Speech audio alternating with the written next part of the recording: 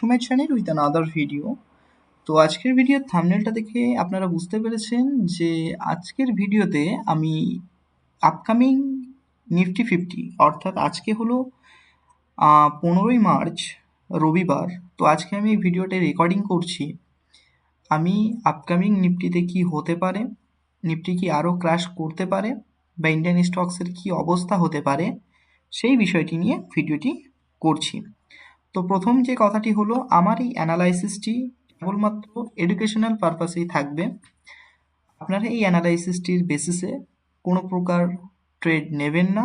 সেটা যদি আপনারা ট্রেড নেন এবং সেটাতে যদি লস হয় তো পুরো রেসপন্সিবিলিটি আপনাদের থাকবে, তার জন্য আমার কোনো রেসপন্সিবিলিটি থাকবে না। আমায় just as a educational purpose বা মার্কেটের ডাইরেকশন কি সেই জন্য আমি ভিডিওটি আপলোড করছি। তো আজকে যে আমাদের মেইন টপিক সেটাতে আসি, সেটি হলো নিফটি ফিফটি যে ইন্ডেক্স আছে। নিফটি ফিফটি মানে কি আমরা প্রত্যেকেই জানি যে আমাদের ভারতের টপ 50টা কোম্পানি মিলে যে ইন্ডেক্সটা তৈরি হয় সেটি হলো নিফটি ফিফটি। এবং আমি লেকচার 1 যেটা ছিল, যেটা আমাদের কোর্সের লেকচার 1, সেটাতে আমি নিফটি ফিফটি ইন্ডেক্স স্টক সব কিছুই আলোচনা করেছি, চাইলে ওটা দেখে নিতে পারো। এবং আমি A to Z FX trading factory চ্যানেলে কোর্স নিয়ে আসতে চলেছি, বেসিক টু অ্যাডভান্স। এবং কিভাবে কি আলোচনা করছি, আমি লেকচার 1 প্রায় 1 ঘন্টার উপরে লেকচার আছে, তো সেটাতে ইন ডিটেলস আলোচনা করেছি এবং আপকামিং আরও ফুল কোর্সের লেকচার আসবে। তো আজকের যে ভিডিওর আমাদের মেন বিষয় সেটি হলো নিফটি ফিফটি ইন্ডেক্স আমাদের কোথায় যেতে পারে এবং নিফটি ফিফটি কি আরও ক্রাশ করবে বা ইন্ডিয়ান ওভারঅল স্টকস কি করবে সেটার উপরে আমাদের নজর। তো ফার্স্ট অফ অল সেটা বোঝার জন্য এখানে আমরা অ্যানালাইসিস যখন করি কোনো একটা স্টকসের হোক বা কোনো একটা ইন্ডেক্সেরই হোক বা কোনো একটা কমিউডিটি সেগমেন্টেরই হোক, তো তখন আমরা মেনলি দুটো প্যারামিটারের উপরে ফোকাস করি বা অ্যানালাইটিক্যাল প্রসিডিওরের উপরে ফোকাস করি। একটি হচ্ছে আমাদের ফান্ডামেন্টাল অ্যানালাইসিস আর একটি হচ্ছে আমাদের টেকনিক্যাল অ্যানালাইসিস। তো ফান্ডামেন্টালের মধ্যে আর একটা যদি ক্লাসিফিকেশনে আমরা যাই, জিও পলিটিক্স, জিও পলিটিক্সের মধ্যে আমাদের আর একটা অ্যানালাইসিস হয় যেটি ফান্ডামেন্টালের আন্ডারে পড়ে। আর একটি হচ্ছে টেকনিক্যাল অ্যানালাইসিস। টেকনিক্যাল অ্যানালাইসিসে আমরা কি করি, টেকনিক্যাল অ্যানালাইসিস আমরা ক্যান্ডেলস্টিক সাপোর্ট রেজিস্ট্যান্স বা বিভিন্ন প্রসিডিওরের মাধ্যমে আমরা অ্যানালাইসিস করে থাকি। এবং জিও পলিটিক্স মানে কি, আমাদের ওয়ার্ল্ড ওয়াইড কোনো নিউজ আছে কিনা, কোনো কোয়ার্টারলি নিউজ বার হচ্ছে কিনা, বা ওয়ার্ল্ড ওয়াইড যে ওয়ার সিচুয়েশান রয়েছে সেটাতে কি হতে চলেছে সেটা দেখছি। তো অ্যাজ অফ নাও আমরা প্রত্যেকেই জানি যে হ্যাঁ, ইরান ইসরায়েলের মধ্যে একটা প্রচুর বড় একটা ওয়ারের ওয়ার এখনো অনগোয়িং রয়েছে, ওয়ার চলছে। তো সেই ক্ষেত্রে দেখেছি আমাদের তেলের সাপ্লাই প্রচুর কমে গেছে, বিশেষ করে কাঁচা তেল বা ক্রুড অয়েলের সাপ্লাই কমে গেছে। সেই ক্ষেত্রে ক্রুড অয়েলের প্রাইস আমরা দেখেছি আপার সার্কিট মারতেই চলেছে। তো ক্রুড অয়েলের প্রাইস অনেকটা হাই হয়ে গেছে। অপরপক্ষে আমরা দেখতে পাচ্ছি যেমন কমিউডিটি সেগমেন্ট ক্রুড অয়েল বেড়ে গেছে, ঠিক তেমনই গোল্ড কিন্তু ক্রাশ করেছে, গোল্ড অনেকটাই নেমে গেছে, সিলভার ক্রাশ করেছে। এবং এর পিছনে কারণ কি, ইনস্টিটিউশন ফুটপ্রিন্ট কি, সেটা আমি গোল্ড এবং সিলভারের ভিডিওতেই আলোচনা করব। তো অন্যথায় আমরা দেখতে পাচ্ছি আমাদের ভারতের যে টপ 50 কোম্পানি আছে নিফটি ফিফটি ইন্ডেক্স, সেটাও কিন্তু ক্রাশ করে গেছে। তো এখন প্রশ্ন হলো, ক্রাশ তো করছে ঠিক আছে, সেটা তো আমরা আটকাতে পারবো না, কিন্তু প্রশ্ন হলো এটা কত পর্যন্ত হতে পারে, কত পর্যন্ত ক্রাশ হতে পারে এবং সেখান থেকে আমরা আবার কিভাবে রি এন্ট্রি করতে পারি ফর লং পজিশন। এবং এই মুহূর্তে যারা ইনভেস্টর আছে তারা একদমই প্যানিক হবেন না, এটা হয়তো একটা ক্রাশ আসতে পারে কিন্তু এই ক্রাশটা রিকভার করবে। ওকে, তো ক্রাশ যদি রিকভার না করে সেই ক্ষেত্রে আবার অন্য একটা বিষয় হয়ে যাবে। তো অ্যাজ অফ নাও আমাদের নিফটি ফিফটি যেটা রয়েছে সেই বিষয়টি নিয়ে আমরা আলোচনা করব। তো চলো দেখা যাক আমরা এখন কোথায় আছি। আমাদের তার আগে আমি আর একটা ছোট্ট এডুকেশনাল পারপাসের জন্য এটা বলে নিই যে যে কোনো চার্ট আমরা যখন টেকনিক্যাল অ্যানালাইসিস করব সেই ক্ষেত্রে আমাদের 4টে প্যারামিটার প্রয়োজন। 4টে প্যারামিটার আমরা কি কি লাগবে, প্রথমে যেটা রয়েছে আমাদের টাইম ফ্রেম অ্যালাইনমেন্ট, আমি আর লিখছি না, time frame alignment first parameter. দ্বিতীয় প্যারামিটার হচ্ছে মার্কেট স্ট্রাকচার, মার্কেট আমাদের কি স্ট্রাকচারে চলছে বা মার্কেট এখন কি বোঝাতে চাইছে। আরেকটা যেটা রয়েছে আমাদের বায়াস বা মার্কেট কোথায় যেতে পারে।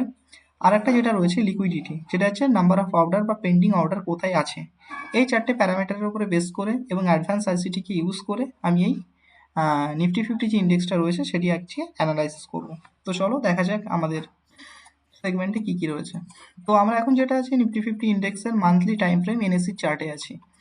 ওকে, তো আমরা দেখতে পাচ্ছি যে মার্কেট এখানে আছে। তো এই যে ক্রাশটা হয়েছিল আমরা এই ক্রাশটা ক্যাপচারও করেছিলাম। ওকে, ফার্স্ট অফ অল আমরা যেটা দেখছি যে এটা হচ্ছে আমাদের নিফটি ফিফটিন মান্থলি একটা চার্ট। মান্থলি চার্ট আমি ওপেন করেছি। মান্থলি চার্টে আমি যদি ওপেন করি আমি এখানে দেখতে পাচ্ছি যে একটা স্ট্রং আপ ট্রেন্ড, অর্থাৎ একটা স্ট্রং বুল রান এসেছিল। ওকে, একটা স্ট্রং বুল রান, আসার পরে আমি এখানে দেখতে পাচ্ছিলাম যে প্রতিবার আমার এখানে ব্রেক অফ স্ট্রাকচার হচ্ছিল, অর্থাৎ এই স্ট্রাকচারকে ব্রেক করছিল, প্রতিবার এই স্ট্রাকচারকে ব্রেক করছিল, ব্রেক অফ স্ট্রাকচার প্রতিবার হচ্ছিল। এবং আমরা জানি যদি কোনো একটা ট্রেন্ড আপ ট্রেন্ডে যেতে হয় তাহলে প্রিভিয়াস যে সুইং এর হাই রয়েছে সেটাকে প্রত্যেকবার নিতে হয় এবং লোটা সেফ থাকে। এই যে হাইটা প্রতিবার নেবে, এই হাইটা প্রতিবার নেবে, এই হাইটা প্রতিবার নেবে, আর এই লো গুলো সেফ থাকবে, এই লো গুলো আসবে না। তো এটা একটা হচ্ছে আমাদের আপ ট্রেন্ডের রুলস, এবং সেটা আমরা আপ ট্রেন্ডে দেখেছি আমাদের ফার্স্ট লেকচারে। অ্যাজ অফ নাও আমি যেটা আলোচনা করতে চাইছি সেটি হলো যে কারেন্ট মার্কেট সিচুয়েশনে আমাদের কি হয়েছে, বা বিগত কিছু মাস ধরে, বেশ কিছু মাস ধরে মার্কেট কি করেছে। বেশ কিছু মাস আগেই আমাদের কিন্তু নিফটি ফিফটি সিগন্যাল দিয়ে দিয়েছে যে আমি নামতে চাই। দেখা গেছে যে আমরা অল টাইম হাই বা সুইং যেটি ছিল সেটি ছিল এটা। আমরা দেখতে পাচ্ছি যে অল টাইম হাই বা সুইংকে কিন্তু ব্রেক করতে পারেনি, অল টাইম হাই বা সুইংকে কিন্তু ব্রেক করতে পারেনি, সেটাকে সুইপ করিয়েছে। আমরা একটা ক্যান্ডেল তখনই বলবো ব্রেক করেছে যখন এই জোনটার উপরে বডি ক্লোজ দেবে। ওকে, ধরে নিন এখানে একটা ক্যান্ডেল, এটা একটা ক্যান্ডেল, তো যদি এটা একটা সুইং হয়, এটা একটা সুইং হয়, তাহলে এর উপরে যে বডি ক্লোজ দিয়েছে এই ক্যান্ডেলটা, এবার এই সুইংটা যে উপরে বডি ক্লোজ দিয়েছে, এইভাবে যে উপরে বডি ক্লোজ দিয়েছে, তখন আমরা বলবো এটা একটা ভ্যালিড ব্রেক অফ স্ট্রাকচার বা ভ্যালিড একটা ক্লোজিং। কিন্তু যদি এমন হয় যে এই জায়গা থেকে বডি ক্লোজ না দিয়ে এরকম সুইপিং করিয়েছে, ওকে, এরকম সুইপিং করিয়েছে, সেক্ষেত্রে কিন্তু একটা ভ্যালিড ব্রেক অফ স্ট্রাকচার হবে না, বা একটা ভ্যালিড পুলব্যাক হবে না। পুলব্যাক নয়, এটা অ্যাকচুয়ালি ভ্যালিড একটা সুইং তৈরি হবে না। ওকে, আমরা ঠিক সেই সিনারিওটাই এখানে দেখতে পাইছি যে এখান থেকে আমাদের যে সুইংয়ের লাস্ট যে হাই ছিল, অল টাইম হাই ছিল, সেখানে প্রাইস এসেছিল, আসবার পরে সেই জায়গা থেকে প্রাইস না উঠে বা সেটাকে ব্রেক না করে কেবলমাত্র সুইপিং করিয়েছে। সুইপিং মানে just upside liquidity, BSL, upside যে লিকুইডিটি রয়েছে, বাই সাইড লিকুইডিটিটা এখানে গ্র্যাব করেছে। ওকে, তো আমরা ফার্স্ট সিদ্ধান্তে এটাই আসতে পারলাম যে নিফটি ফিফটি 1, 2, 3, 4 মাস আগেই আমাদেরকে সিগন্যাল দিয়ে দিয়েছে আমি কিন্তু নামতে পারি, এবং এই শর্টগুলো আমরা ক্যাপচারও করেছি। তারপর যেটা রয়েছে আমাদের উইকলি সেগমেন্টে আমরা চলে আসছি, আমরা উইকলি টাইম ফ্রেমে চলে আসছি। তো উইকলি টাইম ফ্রেমে আমরা কি দেখবো, অ্যাজ অফ নাও আমরা অ্যাডভান্স আইসিটি প্লেয়ার হিসাবে বা অ্যাডভান্স আইসিটি আমরা যখন ইউজ করি, সেখানে আমাদের একটা মডেল থাকে, এন্ট্রি মডিউল থাকে, যে মার্কেট স্ট্রাকচার শিফট হতে হবে, অর্থাৎ এটা যে একটা আপ ট্রেন্ড, এই আপ ট্রেন্ড থেকে ডাউন ট্রেন্ডে আসতে হবে, তাই না? আপ ট্রেন্ড থেকে ডাউন ট্রেন্ডে আসতে হলে পারে প্রথম যে সুইং আছে সেটাকে ব্রেক করতে হবে। আমরা দেখতে পাচ্ছি যে এই জায়গা থেকে আমাদের লাস্ট একটা সুইং তৈরি হয়েছিল, এবং এই সুইংটাকে ব্রেক করেছে, এবং এটাকেই বলা হয়ে থাকে আমাদের মার্কেট স্ট্রাকচার শিফট বা এমএসএস। এটাকেই বলা হয়ে থাকে আমাদের মার্কেট স্ট্রাকচার শিফট বা এমএসএস। তো আমরা ফার্স্ট কি দেখলাম, ফার্স্ট যেটা দেখলাম, আমরা অল টাইম হাইকে ব্রেক না করে অল টাইম হাইকে কেবল সুইপ করিয়েছে, এবং অল টাইম হাইকে সুইপ করানোর পরও আমরা দেখছি এমএসএসও করিয়েছে, মার্কেট স্ট্রাকচার শিফটও হয়েছে। ওকে, অল টাইম হাই সুইপ করিয়েছে এবং মার্কেট স্ট্রাকচার শিফটও হয়েছে। তো আমরা এখানেই কনফার্ম হয়ে গেছিলাম যে এবার মার্কেট আর আপসাইড যাবে না, এবারে মার্কেট ডাউনে আসবে। ওকে, এবং আমি প্রথমে বলেছি যে মার্কেটে কী কী দরকার, চারটে প্যারামিটার, একটি হলো আমাদের ফ্যাক্টরাল বা টাইম ফ্রেম অ্যালাইনমেন্ট, যেটা আমরা মান্থলি থেকে উইকলি শিফট হলেই বুঝতে পারলাম। দ্বিতীয় হচ্ছে আমাদের মার্কেটের স্ট্রাকচারাল ম্যাপিং, এই যে আমরা যেটা স্ট্রাকচারাল ম্যাপিং করছি, বিএসএল, এমএসএস।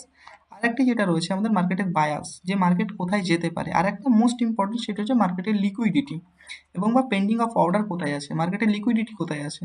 আমরা দেখতে পাচ্ছি মার্কেট যখন এখানে নেমেছিল, সেই ক্ষেত্রে এই সুইংকে কিন্তু এখানে সবার এসএল ছিল, যারা এখানে এসেছিল শর্ট করেছিল, এখানে প্রফিট বুক, এখানে শর্ট করেছিল, এখানে প্রফিট বুক, এবং তাদের এসএল এখানে ছিল, এখানে ছিল, এখানে ছিল। অ্যাকচুয়ালি আমাদের যে এসএল সেটি হচ্ছে মার্কেটে অ্যাজ এ লিকুইডিটি বা অ্যাজ এ অর্ডার হিসেবে কাজ করে। আমরা যদি এখান থেকে দেখি এই রেঞ্জটার মধ্যে, পুরো এই রেঞ্জটার মধ্যে ভরপুর মার্কেটে লিকুইডিটি আছে। ভরপুর লিকুইডিটি কোথায় আছে, যারা এখানে বাই করেছিল তাদের এসএল এখানে আছে, যারা এখানে বাই এই সুইং এ বাই করেছিল তাদের এসএল এখানে আছে, যারা এই সুইং এ বাই করেছিল তাদের এসএল নিচে আছে, যারা এই সুইং এ বাই করেছিল তাদের এসএল এর নিচে আছে, এই সুইং এ বাই করেছে তাদের এসএল এরকম জায়গাতে আছে। দেখতে পাচ্ছি যে এই সুইংটাতে আমার প্রচুর নাম্বার অফ এসএল রয়েছে।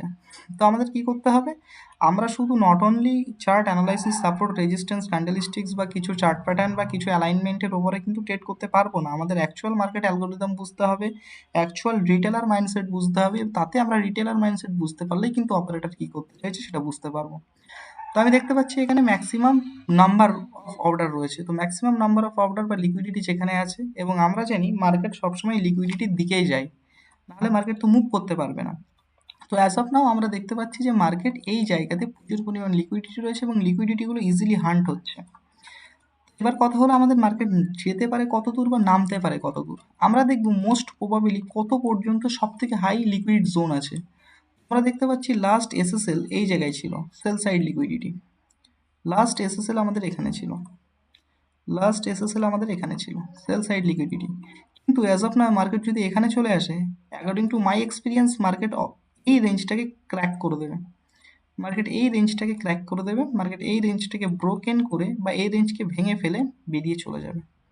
এবং এই রেঞ্জে আমরা দেখতে পাচ্ছি একটা ইমব্যালেন্সও রয়েছে, আর আমরা জানি ইমব্যালেন্স মানেই হচ্ছে একটা হিউজ নাম্বার অফ অর্ডার। এবং ঠিক তার নিচেই দেখতে পাচ্ছি আমরা এখানে একটা অর্ডার ব্লক রয়েছে, তার নিচেই দেখতে পাচ্ছি আমরা এখানে একটা পুরোটা এই যে এটা এখান থেকে এই পর্যন্ত যদি আমি এটা ধরি, তো এই পুরো রেঞ্জটা হচ্ছে অর্ডার ব্লক প্লাস আমাদের এফভিজি। এই জায়গাটার আমি নাম দেবো অর্ডার ব্লক প্লাস এফভিজি। এই যে অর্ডার ব্লক প্লাস এফভিজি, এই জায়গাতে আমি দেখতে পাচ্ছি আমার অর্ডার ব্লক প্লাস এফভিজি রয়েছে। তাহলে এখন মার্কেট এই জায়গাতে আসার যুক্তিটা কি রয়েছে? আমাদের মার্কেটে এই জায়গায় আসার যুক্তি রয়েছে যে এখানে একটা হায়ার টাইম ফ্রেমের উইকলি টাইম ফ্রেমের অর্ডার ব্লক প্লাস এফভিজি রয়েছে এবং প্রচুর পরিমাণ সেল সাইড লিকুইডিটি রয়েছে। এই রেঞ্জটার লিকুইডিটি পাবে, এই রেঞ্জটার লিকুইডিটি পাবে, এই রেঞ্জটার পুরোটা লিকুইডিটি পেয়ে যাবে। তাহলে মার্কেট কোথায় মুভ করে? যেদিকে লিকুইডিটি থাকে মার্কেট সেই দিকে মুভ করে। তো অ্যাজ অফ নাও আমি এটুকু তো সিদ্ধান্তে পৌঁছাতে পারলাম যে ফার্স্ট অফ অল আমাদের বিএসএল নিয়েছে, মার্কেট অল টাইম হাই থেকে লিকুইডিটি নিয়েছে, মার্কেট স্ট্রাকচার শিফট করেছে এবং যে রিসেন্ট লিকুইড জোনগুলো আছে সেগুলোকে টাচ করতে করতে আসছে বা এসএল নিতে নিতে আসছে। তারপর আমি ডেলি টাইম ফ্রেমে শিফট হচ্ছি। ডেলি টাইম ফ্রেমে শিফট হওয়ার পরে দেখছি আমার বিগত দিন অর্থাৎ আমার যে লাস্ট শুক্রবার, অর্থাৎ আমার যে 12 তারিখে 13 তারিখে আমার যে ক্লোজিংটা দিয়েছে সেটা কিন্তু সুন্দর ক্লোজিং দিয়েছে। যে ডেইলি ক্লোজিং সেই ক্লোজিংটা কিন্তু একটা স্ট্রং ক্লোজিং দিয়েছে। এই ক্লোজিংটা দেখছি যে আরও কিন্তু মার্কেট নামতে চায় এবং অ্যাজ অফ নাও আমরা যে লিকুইডিটি জোন বা আমরা যে লেভেলগুলো বার করেছি সেইগুলো আমাদের মার্কেট একটা নামার ক্লিয়ারলি ইন্ডিকেশন দিচ্ছে। তো এখন কথা হলো আমরা এইটুকু সিদ্ধান্তে পৌঁছাতে পারলাম যে মার্কেট কোথা থেকে কিভাবে নামছে এবং কত পর্যন্ত নামতে পারে। ওকে, এই পর্যন্ত যদি নামে তো এখান থেকে এটা হচ্ছে কত পার্সেন্ট হয়েছে? এখান থেকে এটা হচ্ছে আমাদের মোটামুটি 12%, মোটামুটি 12 থেকে 13%। এখান থেকে এটা হচ্ছে আমাদের 12%। এবং আমরা যদি হিস্টোরিক্যাল ডাটাতে যাই, আমরা দেখি যদি হিস্টোরিক্যাল ডাটাতে যদি আমরা এখানে নিই, এখানে দেখছি আমরা একটা ক্র্যাশ আছে। এখানে মোটামুটি ঠিক সেমভাবে অল টাইম হাই থেকে সুইপ করে ক্র্যাশ করেছিল। ঠিক এই যে এটা ছিল তখন রিসেন্ট অল টাইম হাইকে সুইপ করে এখানে এসেছিল, 39% ক্র্যাশ করেছিল।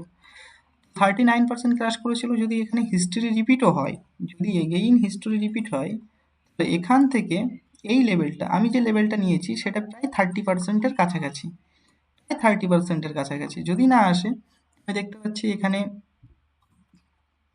আবারও এক্সট্রিম অর্ডার ব্লক রয়েছে, এখানে দেখতে পাচ্ছি আবারও এক্সট্রিম অর্ডার ব্লক রয়েছে। এগুলো আমি দেখতে পারি। ওকে, এগুলো আমি দেখতে পারি যে এই লেভেলগুলো আমার এখানে রয়েছে, এই লেভেলগুলো আমি এখানে দেখতে পাচ্ছি। তো এখন আমি বুঝবো কি করে যে কোন জায়গাতে প্রাইস এসে থামবে? এটুকু শিওর যে প্রাইস নামবে, কিন্তু এখানে থামবে, এখানে থামবে না এখানে থামবে।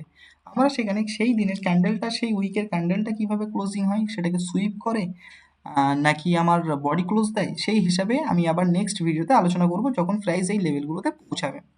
অ্যাজ অফ নাও আমাদের ক্লিয়ার যে একটা ওভারভিউ পেলাম সেটি হলো যে আমরা মার্কেটে এখন আর কোনো লং পজিশন খুঁজবো না, আমরা এখন মার্কেটে অলওয়েজ সেল পজিশন খুঁজতে চাইবো। ওকে, এটা হলো আমাদের ডাইরেকশন বা আমাদের বায়াস আমরা পেয়ে গেলাম, আমরা লিকুইডিটি পেয়ে গেলাম, আমরা মার্কেট স্ট্রাকচার পেয়ে গেলাম এবং আমরা ফ্যাক্টরাল বা টাইম ফ্রেম অ্যালাইনমেন্ট করে আমরা এখানে কেবল শর্ট পজিশনই খুঁজবো, আমরা কোনো ধরনের লং পজিশন খুঁজবো না। ওকে, লং পজিশন খুঁজবো না। তো এখন আমাদের যে ট্রেডিং মডিউলটা কি হবে? জাস্ট আমরা জানি যে প্রত্যেকটা ট্রেডিং মডিউল বা ট্রেড করতে হলে আমাদের একটা প্রপার স্ট্র্যাটেজি প্রয়োজন, সেই স্ট্র্যাটেজি ছাড়া অবশ্যই আমরা ট্রেড করতে পারি না। তো এই সময়তে আমি বলবো সব থেকে ওটিটি মডেল বা অপটিমাল ট্রেডিং এন্ট্রি নেওয়াটাই ভালো হবে। এই মুহূর্তে কোনো রকমের রিভেঞ্জ ট্রেন্ড, এই মুহূর্তে কোনো রকম বায়াসের এগেনস্টে যাওয়া যাবে না। এই মুহূর্তে বাইকে অ্যাজ এ সেল হিসাবে বেনিফিটে ব্যবহার করতে হবে, যেটা বাইং হচ্ছে সেটাকে অ্যাজ এ বেনিফিট তুলতে হবে সেল করবার জন্য। কোথা থেকে সেল হতে পারে? এই মুহূর্তে বা এই বাজারের অবস্থাতে কখনোই এখন যারা অপশানে কাজ করে বিশেষ করে তাদের জন্য আমি বলছি, এবার অপশান ইন্টারডেতে কাজ করে বা কিছু কিছু স্টক এবার নিফটি ফিফটির টপ যে 50 স্টক রয়েছে সেখানে যারা ইন্ট্রাডেতে শর্ট সেলিং করতে পারে, সেই ক্ষেত্রে অ্যাজ অফ নাও আমাদের শর্ট করাটাই বেটার হবে, লংয়ে না যাওয়াটাই বেটার হবে যতক্ষণ না পর্যন্ত এই লিকুইড জোনগুলো গ্র্যাব হচ্ছে। তো আশা করি বুঝতে পেরেছি, আশা করি বোঝাতে পেরেছি যে কি হতে পারে। আমার কোশ্চেন কি ছিল, মার্কেট কি করছে, কত দূর পর্যন্ত যেতে পারে এবং সেখানে গিয়ে আমরা কি করে বুঝবো সেখান থেকে বাউন্স ব্যাক করবে। তো ফার্স্ট অফ অল আমি কিছু লেভেল টেনে দিয়েছি, এই লেভেল পর্যন্ত আসবে, সেখানে বডি ক্লোজ দেয় নাকি সুইপিং হয় সেটা আমরা দেখব। যেহেতু আমরা ইন্ট্রাডে প্লেয়ার, ম্যাক্সিমাম আমরা ইন্ট্রাডে ট্রেডার বা ইন্ট্রাডেতে ট্রেড করি, সেক্ষেত্রে আমি একটা এন্ট্রি মডিউল বলেছি, সেটা হচ্ছে ওটিটি, অপটিমাল ট্রেডিং এন্ট্রি। সেটা আমরা ফিবোনাচি প্লাস অ্যাডভান্স কিছু টুলস দিয়ে ইউজ করে থাকি, সেটা করাই বেটার এবং অ্যাজ অফ নাও মার্কেটকে শর্ট করাই বেটার হবে রাদার দ্যান বাইং। ওকে, তো এত পর্যন্ত দেখার জন্য অবশ্যই ধন্যবাদ এবং থ্যাঙ্কস ফর ওয়াচিং। যদি চ্যানেলের কন্টেন্টগুলো ভালো লাগে থাকে অবশ্যই লাইক কমেন্ট শেয়ার করবে এবং আমাকে সাপোর্ট করবে। তো এখানেই ভিডিওটা ক্লোজ করছি।